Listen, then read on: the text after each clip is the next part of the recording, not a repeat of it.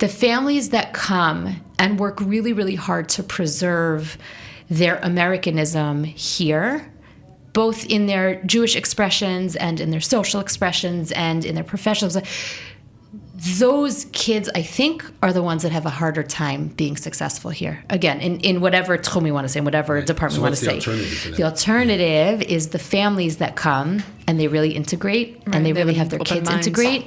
Those are the kids that tend to be more successful. Welcome to JLM Unplugged, a podcast about Olim for Olim. I am Gabi Danieli. And I'm Michal Cohn. We are Aliyah coordinators for the Jerusalem Municipality. We are here to assist and navigate Olim in their Aliyah journey from the initial planning to final landing and beyond. Join us as we bring you life stories, experiences, and special guests that you know and love here from our capital city.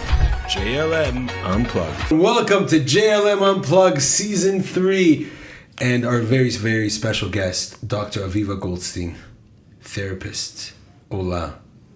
Thank you for joining us. Thank you for having me. Happy to be here. Yeah. So please share with us where you're from. When did you make Aliyah? Why did you choose Jerusalem? We're here now about 15 years. I remember that because my oldest started Kita Aleph. So that's how I do the math. Where is she in life? And then I can do the math that way.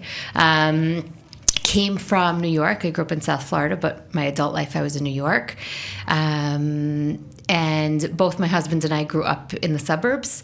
So when we made Aliyah, we were thinking, for like maybe 5 minutes, should we go to Neve Daniel? Should we go to one of the more suburban areas? That makes sense. But I just kind of felt like at the point that we're picking up and moving 6,000 miles away, how could we not be in Jerusalem?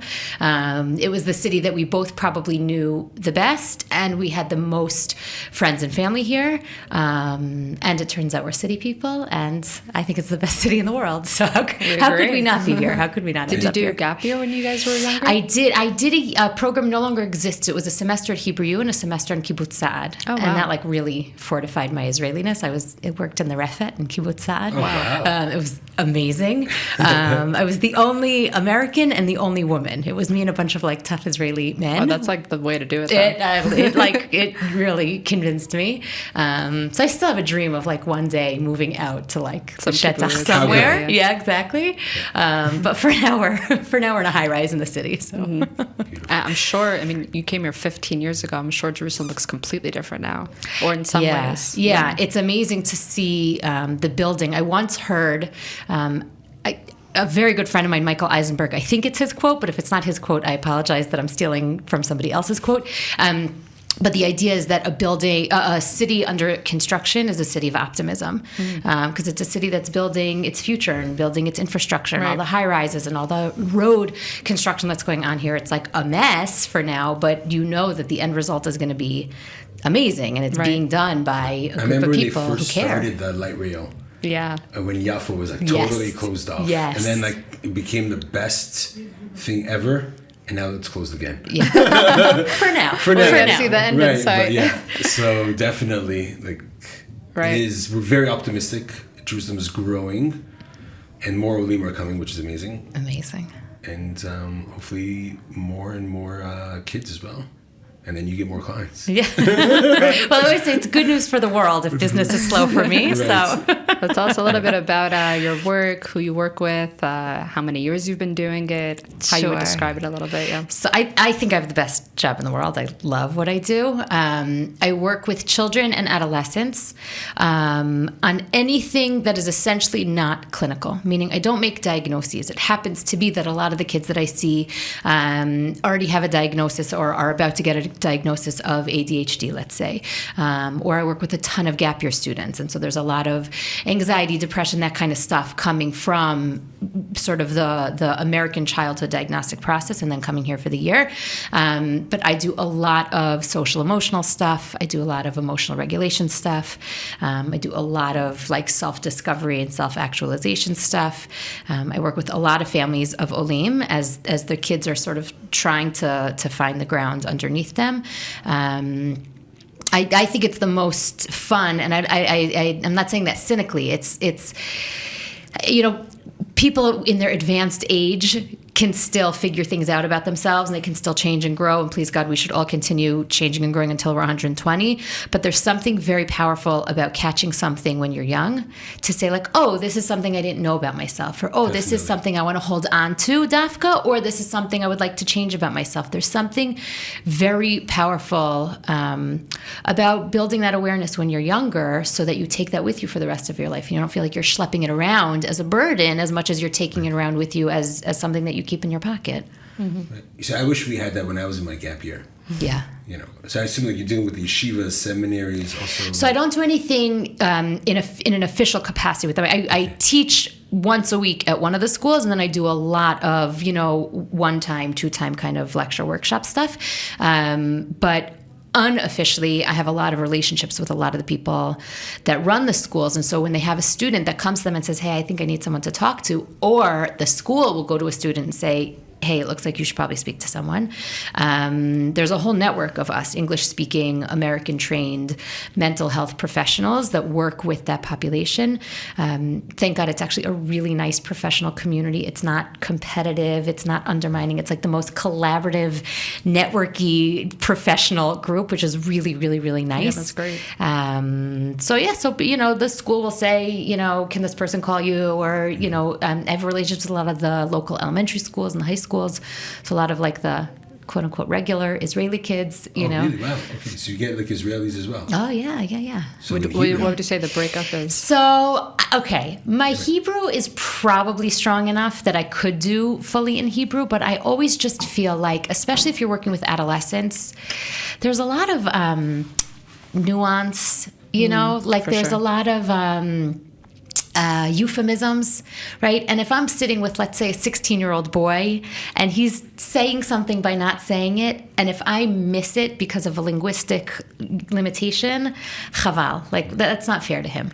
So I work with a lot of kids and adolescents that have like a mishmash. They'll go in and out of Hebrew and English. Maybe they have like Anglo parents also. Anglo parents, or they were born here, so their Hebrew is really their first language, but at home they speak, all kinds of different kids like that. Or actually, there are some kids that are families of shlichim. Mm-hmm. So most of their childhood was in the States or somewhere in a different country. And then they come back here and they're like, oh gosh, I know I'm Israeli, but all of this is a shock. So it's a mishmash of Hebrew and English, but that works.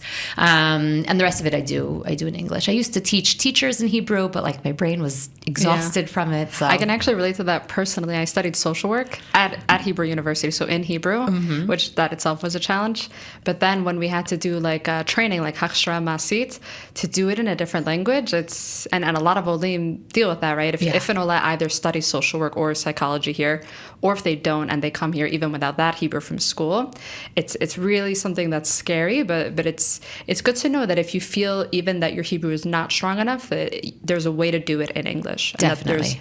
Because there's so many Olim coming, there's so many Olim also who will want that service. Definitely, 100%. Also, you'll know the statistics better than I do, but there is an enormous percentage of the Jerusalem population, certainly the rest of the country, of English speakers. Yeah. Even if they've been here for 60 years, so they consider themselves, this is where my life is, but, they have a basis in English. Jerusalem's actually the city in Israel with the most amount of English-speaking Olim. Wow. So that's why the resources, I would feel, is a little bit stronger. That's why we exist and we try our hardest to catch all of them, not let any of them fall through the cracks.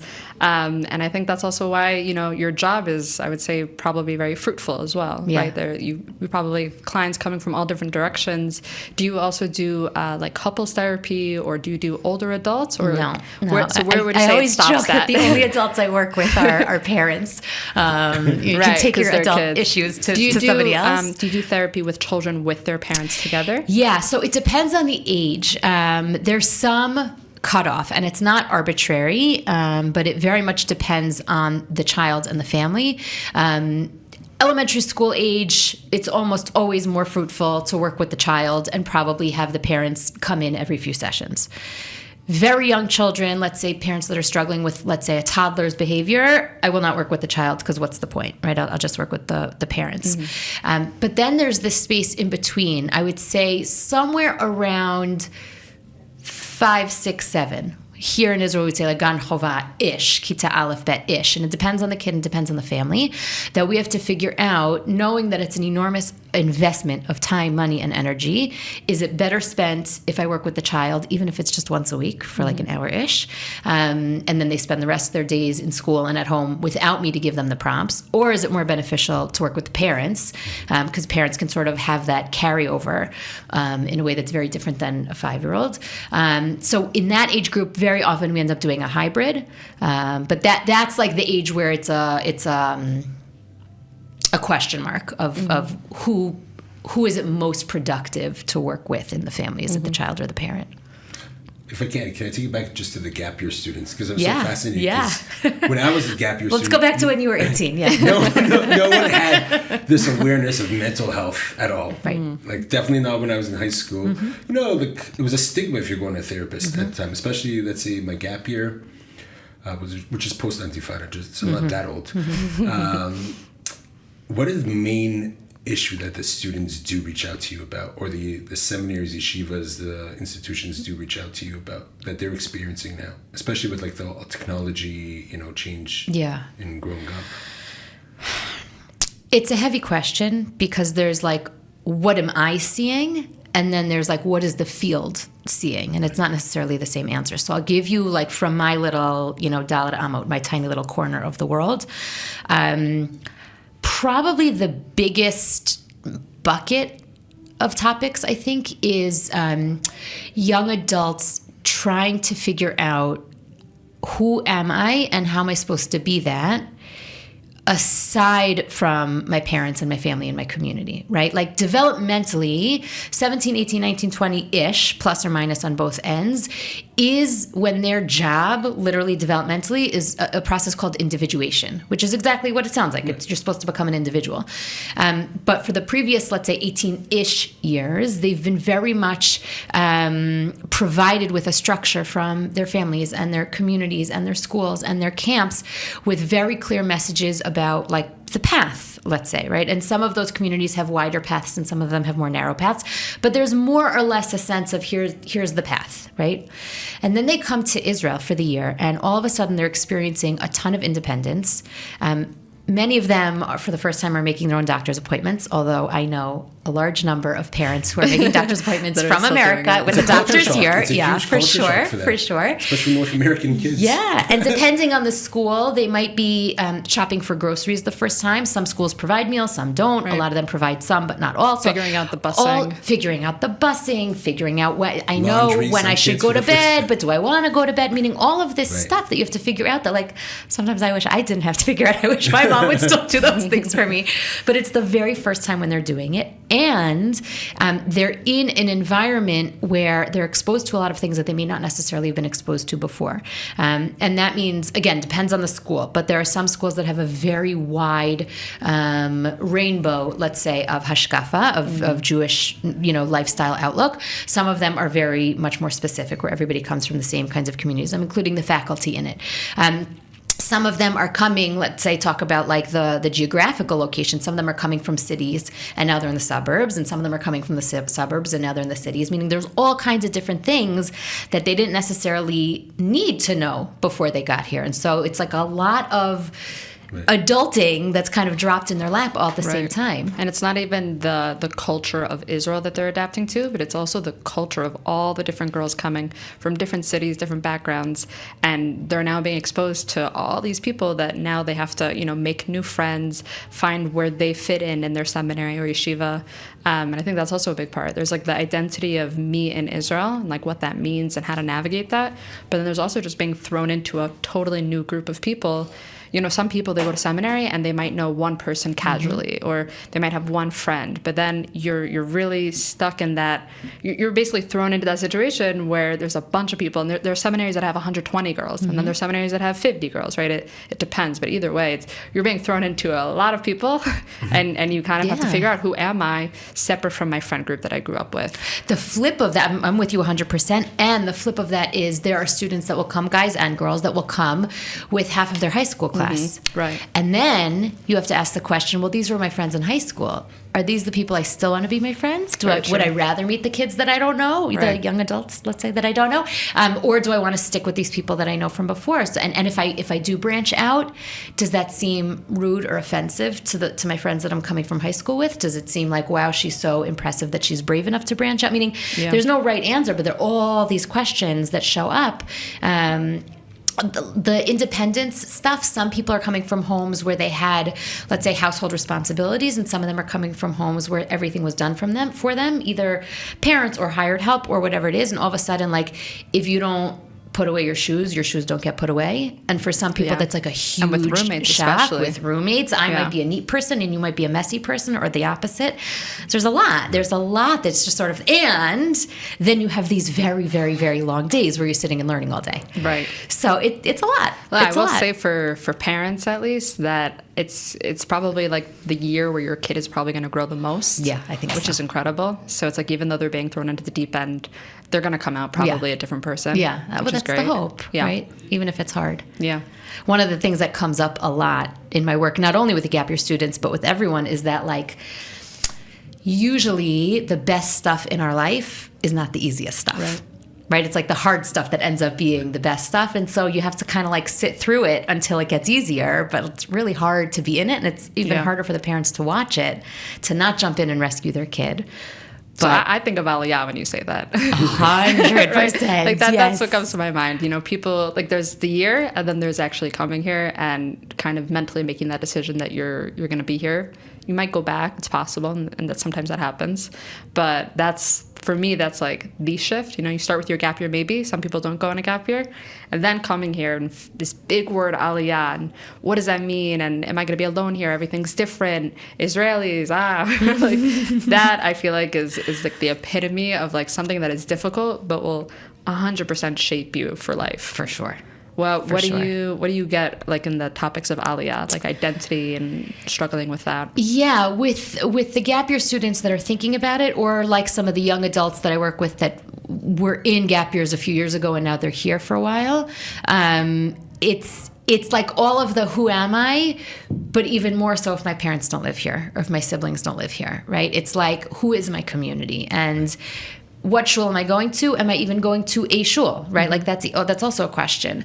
I think integrating into, let's say, Jewish Israel is very different than integrating into Jewish America, and I'm in the broadest possible terms. Right. But a lot of the external stuff that are sort of markers of Jewish identification are very different here than they are in a lot of the communities in the States. So when you want to sort of join a community, and part of that, we can talk about the pluses and the minuses of it, but part of it is, you know, demonstrating externally what that looks like.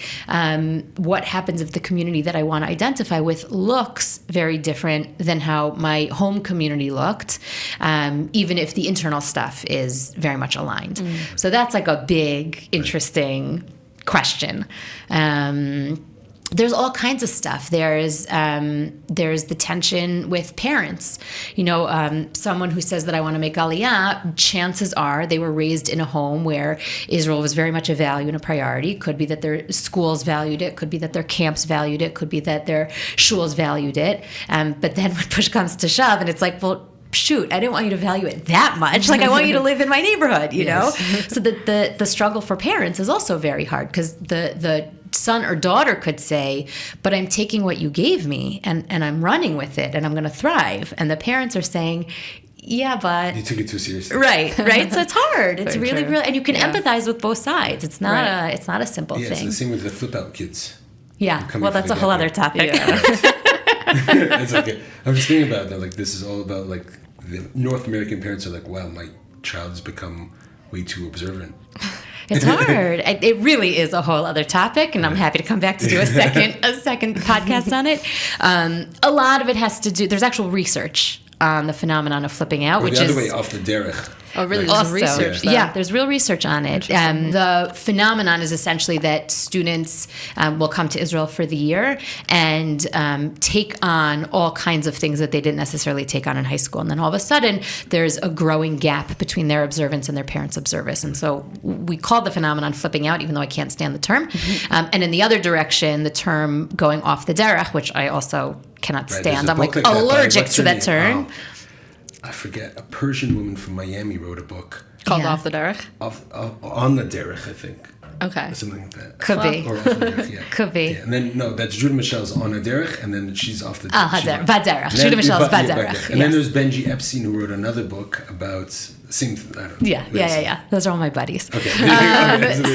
But the phenomenon of going off the derech, which again I really can't stand the term, is basically saying some indication of like leaving the fold. Let's say both of them I think are somewhat unfair. I think both of them are very much understandable when we look at like what are the variables that are actually going on.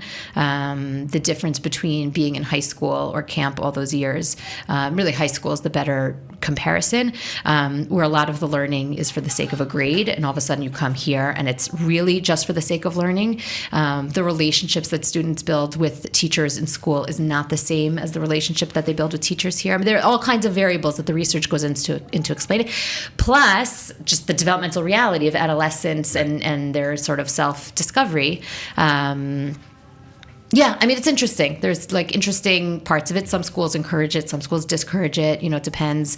I once heard somebody say, I think it was maybe Rabbi Sensors from Sensors Yeshiva, but it could be, again, if I'm misquoting, I apologize. But he has a whole shtick that like the term going off the derech is only a problem if you make the derech so narrow that people fall off. Right. Like if you just widen it, people wouldn't fall off, you know? So I don't know. There are all kinds of perspectives on it. Because I'm saying these are, I was one of them, and Michal as well, but 17, 18, 19, very fundamental years of shaping you. Yeah. And you're coming to like a whole institution that is basically, I'm not going to say brainwashing you, but to some extent they're influencing your outlook on life. And then it could be like 10 years later and you're like, that's not what I really wanted to believe. Yeah, but you know what? I feel like that's part of the growth. Like I can say for myself, like when you're in a gap year and you're definitely surrounded by different thinkers that will, you know, their opinion will affect you and everything like that. And you might, you know, during that year and let's say 1 or 2 years after still hold that. But I think part of it is, let's say a few years down the line, you see you're actually very different than that. I feel like you needed that experience to create that difference, right? But Like, then what happens when that blows up in your face and you're like, oh gosh, I made Aliyah. I didn't really want to. Well, I just followed everyone from... Then you call me. Then I really followed everybody. Yeah, exactly. Then you have a little session with I didn't Aviva. want to be so religious, or I didn't know that like this is what it means to be so religious, or I didn't know like this is what it means to be modern. Then it blows up. Yeah. And that comes back to like the parents who make Aliyah with adolescent like children who are like 15, 16. I remember when I was a kid, there was like a stigma. If you're a frum family going to Israel at age 15, 16, the kids may not turn out so frum. Mm-hmm. And then people used to be scared about that. But then now we see that reality is very different.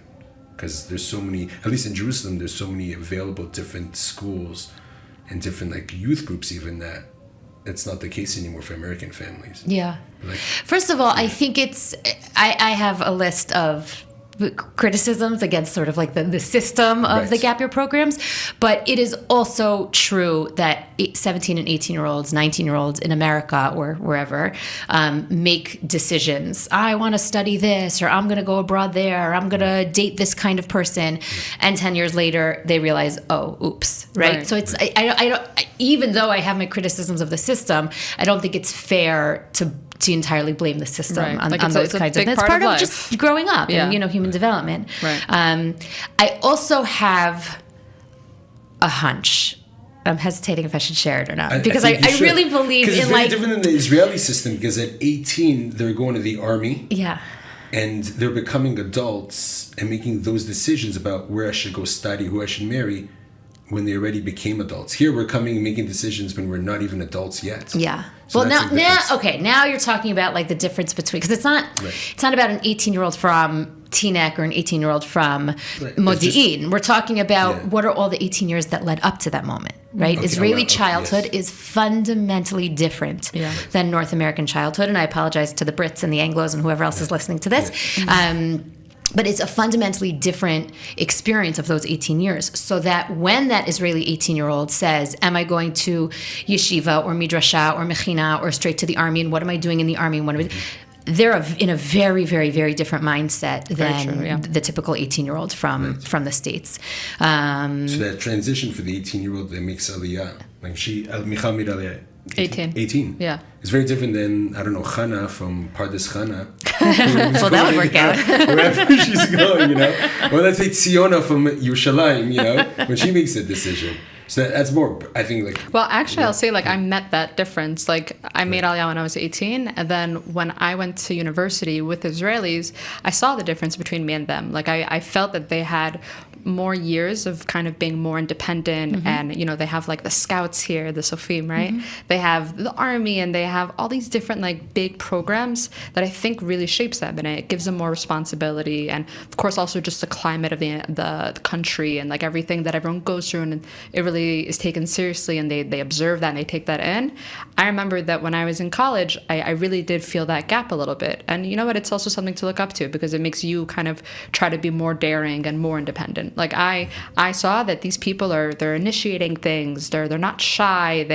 They really like step out of their comfort zone. And for me, that was also an inspiration to start to try to do that as well. Yeah. It going back to your comments about what it used to be like, let's say back in the olden days, so 20 years ago, you know, if you were a typical middle of the road family from the States with a 15-year-old and you're making Aliyah, you had to sort of go in knowing there's a chance that my kid is not going to do so well, however we want to define that. And this is what I was debating internally, to say it out loud or not, because I don't have anything empirical yet to back it up on. So it's anecdotal. And I really believe in data. I'm like a big data person. So it's with apologies that I don't have the data to back it up, but I have a hunch and I have a lot of anecdotal evidence to support this. I think the families that come, whether with little kids or teenagers, the families that come and work really, really hard to preserve their Americanism here, both in their Jewish expressions and in their social expressions and in their professionals, those kids, I think, are the ones that have a harder time being successful here. Again, in whatever tchum we want to say, in whatever department we want to say. The alternative is the families that come and they really integrate and they really have their kids integrate. Those are the kids that tend to be more successful. Again, I don't have the data to back it up, but that's sort of what my gut is telling me. And a huge, huge, huge part of that, and it's a variable that touches so many different outcomes, is the prevalence of youth group here. That the youth movements are such a powerful part of child development here, because there's all that leadership development and there's very little adult supervision. So the leadership is coming at a very young age, and it's, you know, the 8th graders taking care of the 3rd graders, and the 3rd graders are learning how to, run a program on the day that the counselors say, okay, today's the day you're going to run the program instead of somebody else. And you have to work on a team, and you go on camping trips, and sometimes it's yucky and sometimes it's hot, but like you do it anyways, right? Meaning, and on top of all of that, it's the values, it's the Zionism, it's the leadership, it's all that stuff. And it doesn't matter if you're on the left side or the right side, all of the youth movements are about Zionism and leadership and community and all that stuff. That I think that very much contributes to, let's say, that 18-year-old Israeli being in a very different position than an American 18-year-old. But I also think the families that really push their kids to get involved in the Tnut Noar in their area, whichever one it is, I think those kids tend to be more successful. I really do. I think their Aliyah tends to be much more surrounded grounded. By Israelis. Even if they go to a school that has a lot of Olim, I still feel that there are a lot of opportunities where they're surrounded by Israelis, and the more their family is trying to steer clear of that Israeli world and that mindset, they're going to kind of be stuck in the middle and not really know which side do they belong to more even. Correct. Right? And that goes back to the identity. Yeah. And you can feel that with any age, right? You can feel that you're my age or Gabi's age or your age, that if you're in Israel, you are who you are from where you came from, and that identity has shaped you for years and developed really important developmental years. And then you come here, and there are Anglos that come here, and all they want is to feel as Israeli as possible. That's like their goal, their dream. For them, it's like the more Hebrew I know, the better accent I have, and just the more I'm in tune with the events that no one knows about, or groups, or have Israeli friends. That's the success. That's the way to measure success. But then you have the Anglos that come, and they want to be Israeli, but they just feel like they're not going to be able to do it. They feel a lot of people, especially with employment or school, they feel, I sound dumber in Hebrew. I don't look like I know what I'm talking about. I really feel that my strengths can't be, expressed as they really are, and I know they are. And that struggle, I feel like, just beats them down, especially in employment. Yeah, it's really hard.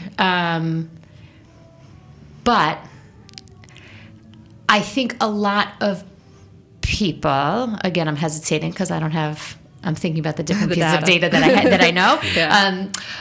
My guess is that if you're coming as a family or as a young married couple with your entire life ahead of you, even if you're coming as an 18-year-old, but I'm specifically thinking about families, my guess is part of you is making Aliyah for you to scratch some itch you have internally, but a lot of you is making Aliyah for your children. Right, for their future, and essentially for your grandchildren, right? The children that your children, God willing, will have. And so it's worth it, at least in my opinion, this is opinion, not a fact. In my opinion, it's worth it to go to the meeting and sound a little dumb and to take a little bit longer filling out the form and to ask that person for help, even though you could do this 100% on your own in your home country. It's worth it for you to stumble a little bit so that your kid becomes Israeli. Right. If you don't understand what's going on in the youth movement and it looks like total chaos and disorganized disaster and whatever, which on some level it is, but the kids love it and they thrive.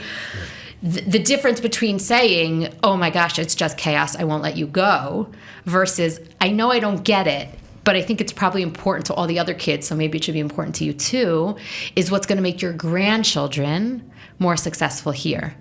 Right? And so it might be harder for me to be the one that stumbles, and 15 years later, I still do for sure have my stumbles. But I really feel like, please God, my grandchildren are going to be like totally in it. And so if you come on Aliyah for the sake of a future, which I know sounds kind of heavy, but that's really what we're doing here, you have to stumble a little bit so that your kids don't. Right. It's so interesting that you say, like, I'm going to take it to like the parenting world. Yeah. Like, I grew up playing hockey. And my son was like basketball, watching the NHL or NBA. And my son loves soccer. Mm-hmm. Football. And like, okay, you always ask me, what's your favorite sport in order? So I'm like, hockey, basketball. And I never say football. He's like, why don't you like soccer? I was like, what's your favorite sport? Soccer. And for me, that's like, which is great. But I'm happy, Mm-hmm. That's what it is. Right, he's shaping his own future. Yeah, he's shaping his own. He's becoming his own person. He's becoming Israeli. I actually saw a video of a professional basketball player who made Aliyah, and his children play play like youth soccer. Wow. And he just doesn't get it. But there's nothing like a betrayal. It's such a betrayal. So, but you were mentioning that's what I thought totally. And that leads me to my next question. So at what age should families or parents start making Aliyah? Should they wait like until 18? Or should they make it like pre-kindergarten? Well, technically, if they wait till 18, that's going to be rough. Right. Or like, when I say 18, I mean like, high school age. Yeah. Or they should do it like before junior high. Okay. I guess on some level I'm biased, but I think the earlier the better. Yeah. Right? Meaning because then the more exposure your children have to what's going to become their new normal, the more it becomes their new normal. Mm-hmm. Right? And I'm not saying you can't come with a child in middle school, you can't come with a child in high school. Of course you can. It's going to be hard. It's not an insurmountable hard, but it's a hard element of it. But there's always Dr. Aviva. There's always Dr. Aviva. Yep, I'm always there. Yeah. My if someone were asking my opinion, again, not a fact, but my opinion would be the earlier the better. Mm-hmm. Also, maybe it gives less time for your parents to feel like you're stealing my grandchildren from me. Okay, I mean, that's an awful part of it. It's really, really hard. But I also think very often about the people who made Aliyah, let's say our grandparents' generation or before that. You got on a boat and that was it. Right. Maybe a few letters, And so obviously a lot of it has to do with finances, but if we were able to deal with the finances of what a ticket costs, there are hundreds of planes that fly in and out of this country every single day. And technology as well. And technology, for sure. Your mother could be, arm's length from you every single day if that's what you want. For sure. I remember, like, my younger kids were using iPads much, much younger than my older kids were because we were FaceTiming with family so much. So all of a sudden they're pushing the buttons and they knew how to do it in a way that my older kids, I never would let them have a tablet when they were, that age. But they were able to recognize everybody. They knew the names. I'm talking about toddlers. They knew the names. They knew the faces, so that when we did get to see them, it's not like it had been such a huge distance. I mean, obviously it's not the same as hugging. My husband's grandmother, who just passed away recently, she was 102. We were very, very close with her, and she was amazing. At 102, we were still FaceTiming her. We got her an iPad. We took everything off of the tablet because we didn't want anything else to confuse her. So if the iPad rang, she could only push the FaceTime button, and we could FaceTime with her. It was amazing. She knew how to operate it. Wow. And it was really incredible. But she used to say it's not the same as sniffing them. Wow. She was one of those kinds of grandmothers, just wanted to inhale the babies. She said, I can see them. It's not the same as sniffing them, but but it was definitely more than, let's say, her generation of peers when they made Aliyah in their youth. Literally, you got on a boat and you waved goodbye. You know. So here's a question we have sometimes in our office, and even between us, the language for the kids. Yeah. So they're speaking Hebrew at Gan, Yeah. in school between their friends. Now at home, should the parent adapt to the Hebrew, or should we be firm on speaking English? For example, we have a colleague who's, I think her husband speaks Danish. My son is trilingual, so I speak to him in English. His mom is in French. And Gan is Hebrew. Oh my gosh. So everyone's what do we do? What do parents do? I'm Zorem with my son. When he goes to his mother's house, whatever, she speaks in French. But then what do you do with Danish and something with different languages, Well, some are less useful. Throw in some Yiddish.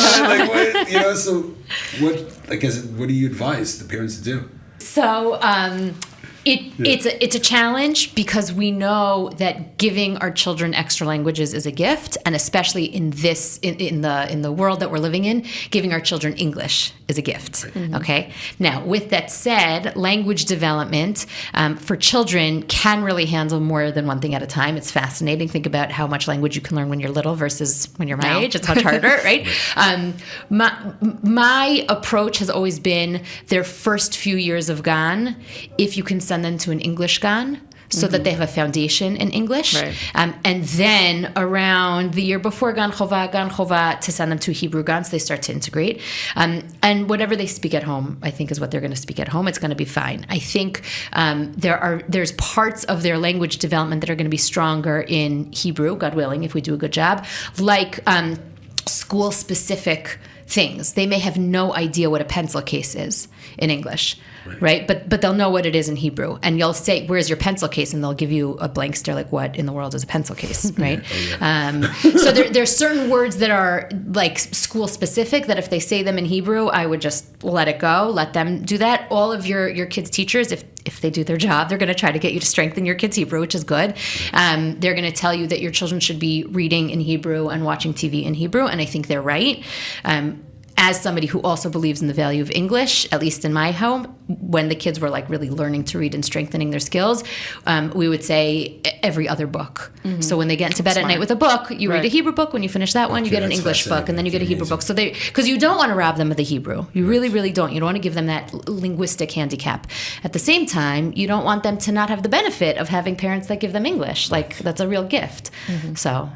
Did I give the right answer? Perfect. Do you win? Perfect. I hope so. pretty balanced answer as well. Pretty balanced, yeah. It's very political. So back to what we were talking about a little bit before about the identity. Well, first I wanted to ask, what type of therapy do you do? What's your modality that you use? So I am a little bit of a hybrid. Mm-hmm. There are some people who are only CBT and some people who are only DBT, and I don't have to bore your listeners with the details, but just different approaches to therapy. I'm a little bit of a hybrid because I really don't believe that therapy is one size fits all. People are not one size fits all, and so I really love that I get to take a little bit from here, a little bit from there. So I do a combination.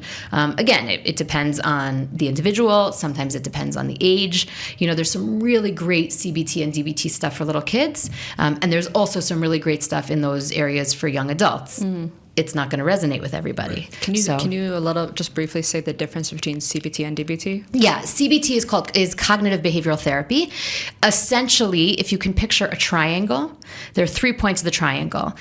We have thoughts, behavior, and feelings. And CBT essentially is trying to connect the 3 to basically say, how does one touch the other and how can one influence the other?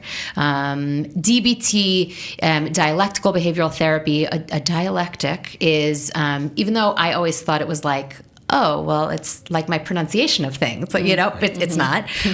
It's essentially based on the idea that we can hold, it's very therapist-y, so I apologize, but the ability to hold 2 seemingly competing truths at the same time. So I can be tired, and my friends might be visiting from America, and I can say, I'm really tired, but I want to go see my friends from America.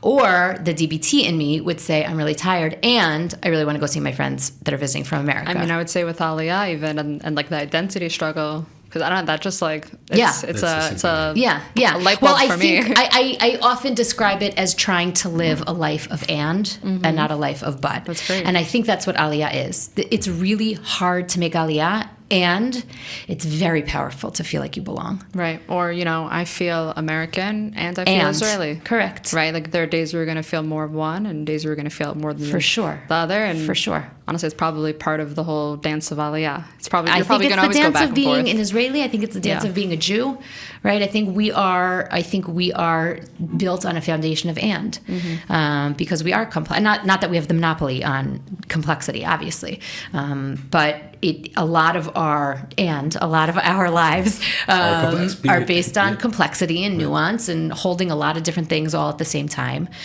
So that's sort of like the fundamental difference. And then there are a million sort of tentacles that come out of those 2 predominant methodologies. So let's say using that method, or even just freely kind of what comes up and how you feel you relate when people bring this up in therapy. When people do talk about feeling less capable or feeling like they don't belong here or just feeling like helpless, done with it all, how would you say you respond to that? Like how would you suggest other people respond to that? Whether that's friends, family, spouse, parents, like how can you hold space for someone's feelings like that? Well, the first thing is probably just to let that person say what they want to say, right? And to just kind of let them feel it.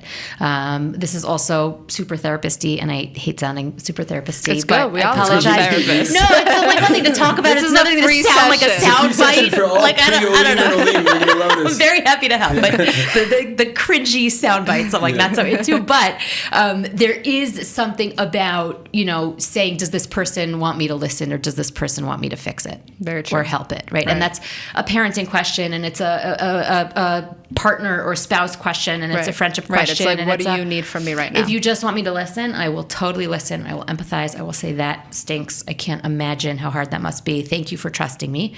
If you want me to fix, or at least try to fix, then we'll brainstorm. Well, what if we try this, or have you thought about that, right? And so that's a huge part of being there for someone that's going through a struggle, whether the struggle is Aliyah related or not.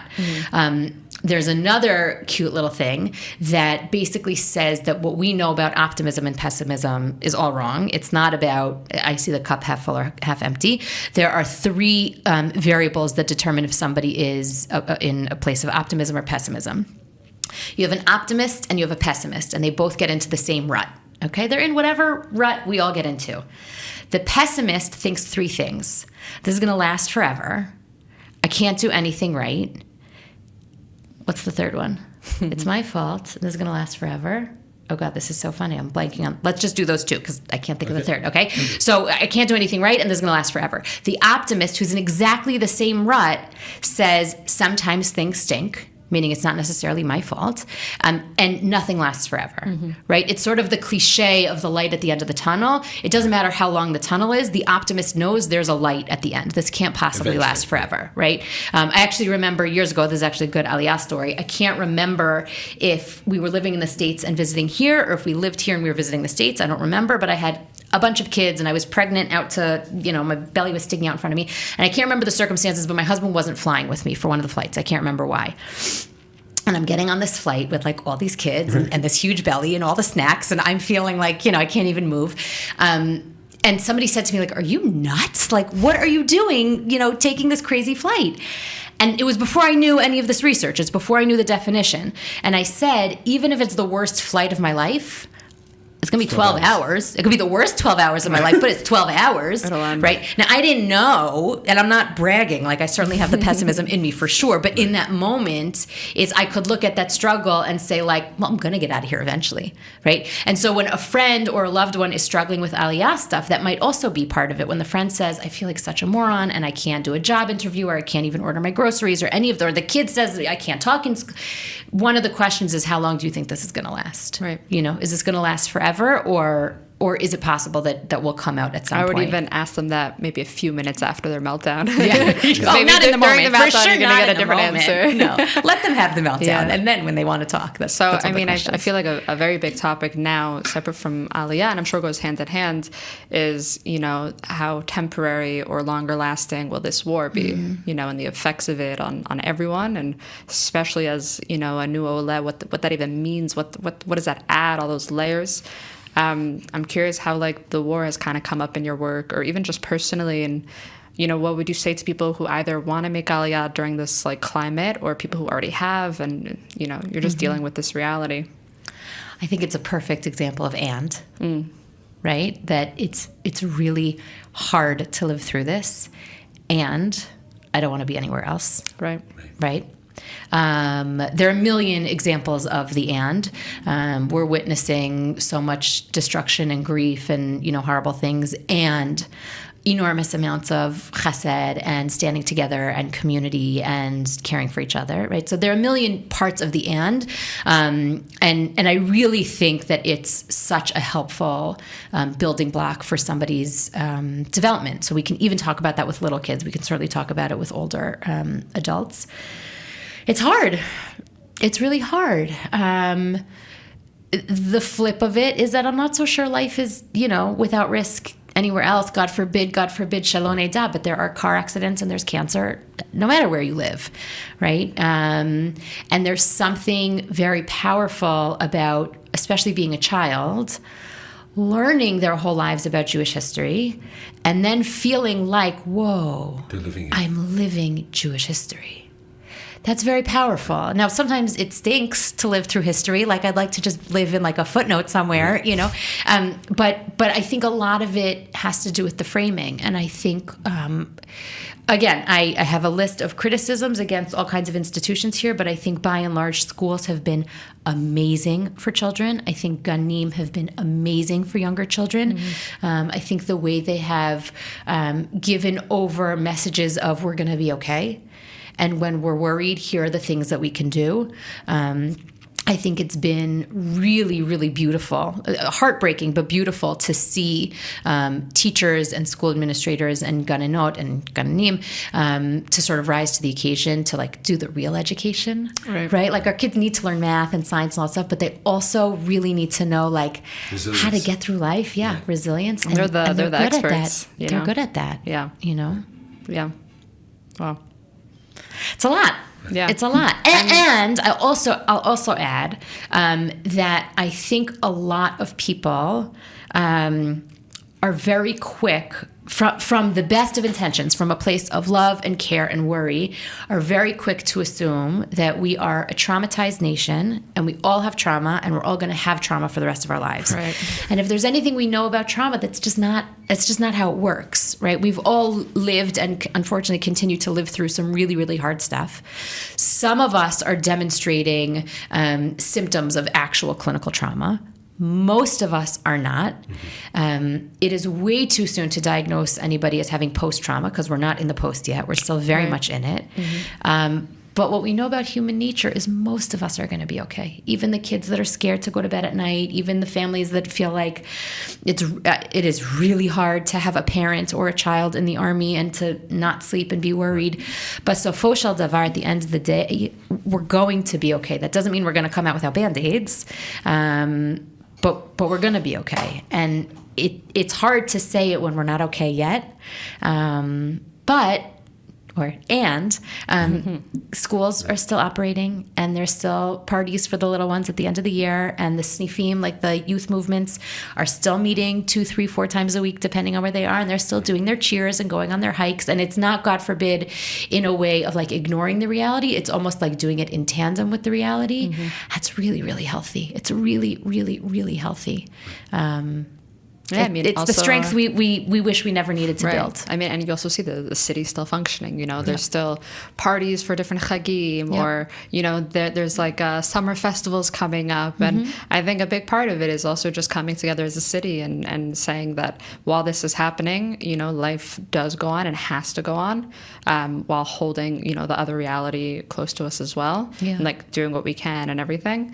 And I think that's also the beauty of living here, that like even when, especially because I would say because this is the capital, I would say that a lot of what the country's going through is felt in the city, for good and for worse. Like I feel like, you know, if you're living in some random kibbutz, I don't know how much you would feel certain things going on. But I think in Jerusalem, you know, you're gonna hear people on the bus talking about their opinions about the war, and you're gonna, you know, someone in the supermarket's gonna tell you about like, did you hear about this happening, or even just people coming together, like you said, having both the positive and the negative. And I think, you know, that's part of the beauty of living here as well. Yeah, for sure. I don't know that I would say they don't feel it on the kibbutzim. I would hesitate. Yeah. Oh, I would hesitate to draw that distinction. Yeah. For sure, they feel it. I think everyone really feels it, and I think depending on where you live, you feel it in a different way. Yeah. Right. Meaning, if you live on a kibbutz and the vast majority of the people that work in the fields are in Aza, you're going to feel it that way. Yeah. Right. Whereas if you here, we all feel it very, very differently. That's true. Look, there are also times where you can feel far away from reality when you're here. Yeah. You know, like, again, because life goes on, it's like, okay, you know, I'm going to work, I'm going to school, I'm dropping my kids off, and maybe sometimes we need that as well. Yeah. I think I'm like a little bit of like a fangirl. Like this is going to sound so nerdy, but I love the Municipality of Jerusalem. I just think it's like it's a huge machine, and I know there's bureaucracy, and I'm sure there are parts of it that are unpleasant, but at least from where I sit, the different spokes of the wheel are so well run. At least they look well run. I don't know what it is on the inside. Anybody who's listening, if you want to follow the social media channels of the Jerusalem Municipality, they are hilarious and also heartbreaking, creative. They just, and when they're sad things, it's like we're all sad together. And when they're funny things, it's like, I mean, it's true. It's so great. And somebody is sitting in some office somewhere saying, what is the message that we're broadcasting to Jerusalem? And by the way, anybody else who's watching us is a city. And you see, it's a city of you know, like it's so true. They don't ignore the challenges. Like they just made a video now about how difficult it is without the light rail, and they joke about it. They talk about it really openly, and it feels really nice to see, like, okay, the city, they're not ignoring. They don't ignore anything, which is very Israeli, right? Like it can be caustic a little bit like, you know, in your face, but it's like we got nothing to hide, right? You know, and there's something really, I don't know, right? So just to end, do you have any stories to share about other than your own flight experience? Yeah. Or it could be like one of your patients. Or even just, you know, I mean, I'm curious because you did choose to live here and your life is really centered here in Jerusalem. I mean, for you, what does it mean to live in Jerusalem? And like, what has it done to you? And how do you feel living here? And maybe just, you know, would you suggest people move to Jerusalem, or, you know, is it for certain people, not for certain people? Yeah. I love it. I think we hit the jackpot. Thank God, personally, my family has had a very, very successful Aliyah. It turns out we're city people, which I didn't necessarily know. I think Jerusalem is amazing, and if you want to live here, you need to know that you're not always going to find parking, and that there's a lot of traffic, and that places are small. Right? Meaning that's what it is to live in a city versus the suburbs. But if you're willing to spend a little bit extra time looking for parking, you'll probably find a spot. You know? What neighborhood do you live in? We live in Katamon. So I would say Katamon feels like a suburb a little bit more than city center, let's say. Definitely. It's Jerusalem, I feel like, is a city made up of neighborhoods. We always say that, 100%. Yeah. And so we have great neighbors, and it's been a really, really, really great place for us to live. my parents live here also. They've been in the suburbs their entire lives. I don't think for a second they would consider living anywhere else, but like city life is hard for them. So you have to know yourselves. They will not go on the buses. They refuse. Although in the last few years I've started taking buses sometimes. Yeah. So it makes you tougher. I actually love the public transportation. I love it. I love it. I enjoy it. I love it. I really like my mom just came, just like a short little anecdote, and the buses, they're always a little crazy with like going fast and not stopping, but it happened to be like the week she came, just every bus we got on was like, the driver was just absolutely nuts, and the like new Israeli side of me came out where I'm like yelling at them, or I'm like, telling them to stop and whatever, and she's like, wow, okay, you're different than what I saw before. It's a little bit entertaining. You have to come at it with like a little bit of a, I also think you have to come whether you move to Jerusalem or anywhere. Yeah. And I think this applies if you live in Teaneck and you're moving to Chicago, right? Meaning it's any time you're going to make a significant change in your life, you will probably be more successful with the change if you approach it with a little humility, right? So the Americans that come and want their new communities to sort of meet their American needs end up feeling really, really frustrated because that's not you're not moving to America, you're moving somewhere else. Whereas if you come and you figure out how to make it work, how to adapt yourself with the humility to say like, this isn't my turf yet. Please God, one day it will be, but it's not my turf yet. And I have to learn how to function on somebody else's turf. Like there were one piece of advice that I always give for families coming with children is that your best friend in your child's school is the school secretary. Like, bring her chocolates if you need to. Say hi to her extra in the morning, but make sure she knows your child and that your child knows her. Why? Because let's be honest, secretaries run schools in the States also. And so when your kid has a stomach ache, whether it's, an actual stomach ache or I just want to go home, they'll go to the secretary and the secretary will call, or they'll go into the secretary's office and the secretary will say, no, mommy, let me give you a drink of water, right? If it's not the school nurse, right? But some of the success of being here is being resourceful and saying like, who are the characters that I need in order to be successful? So with families, I would say it's your kid's school secretary. Israeli, didn't you? Oh, I'm in it. But God forbid, not in a cynical, manipulative way. It's like being resourceful, saying, here's the 100%. Life that's in front of me. What are the strategies and the skills and the tools that I can grab onto to make us be and successful? Seeing it in like a proactive and an empowering way. Totally. Because you have plenty of Olim who come and we get the salon. I think it's just our line of work and it's fair and we hold space for it too, that everything is difficult, everyone's against me, the system makes no sense, everything's wrong, and part of it is true, 100%, but part of it is it's a new system. Yeah. You need to learn it, you need to cope with it, you need to come at it, like you said, with humility and with humor, I think too, and see all the resources you have around you, whether that's professional resources, us, Nefesh B'Nefesh, Jewish Agency, whatever it is, Telfed, or just the Olim who live here, because there are plenty, the group chats, the Facebook groups, all these things, or, some, professional mental health like you provide. And I think people have to remember that they're not coming here and doing it alone. And as cliche as that sounds, it's absolutely true. You're going to be in the streets, you're going to hear Hebrew, and you're going to hear English. And French and Arabic and Spanish and all kinds of other languages as well. And I think a big part of it is just knowing you're coming into a whole new world, but it's a pretty colorful world. Yeah, for sure. I'll end with one anecdote that's not from my Aliyah, but when I was in third grade, my father had a sabbatical, so we came here for a year, half a year, I can't even remember. I was in third grade coming from New York, and we would walk home from school, which was like bananas. Like, what third grader is walking home from school if you come from New York, right? So we would always pass a pizza store on the way home. And we thought it was like a combination of the funniest and most disgusting thing that there was corn on pizza. We're like, that is like revolting, or whatever third grade word we use for that. And my mom used to get so mad at us because we would always say, that's so weird. And at the time I wanted to like just stick my fingers in my ear and not listen to my mom, but her refrain over and over and over again was, it's not weird, it's different. And now, fast forward, I don't know how many decades later that is, my kids actually want corn on their pizza, which I still think is kind of gross. But it's not weird, it's different. And I think that refrain can also be very, very helpful for Olim. That it's weird because, like, I'm not used to it, but that doesn't mean there's something negative associated with it. It's just fundamentally different than what I'm used to. So you can thank my mother when I was in third grade for that pizza anecdote. But it's not weird, it's different. I think also goes a very, very, very long way. Yeah, absolutely. Sure. Thank you so much for joining us. Yeah, thank you for having me. For sharing us. So insightful. Yeah, very insightful. And we were so happy to have a therapist speak her therapy terms. It's great. Good. We'll take some of it part with us. 2 on the other Happy section. to come back. Happy to come back whenever. Maybe off the record is Right, better. off the But record, yeah. All right. Awesome. Thank you. Okay, thank you very much. thank you so much.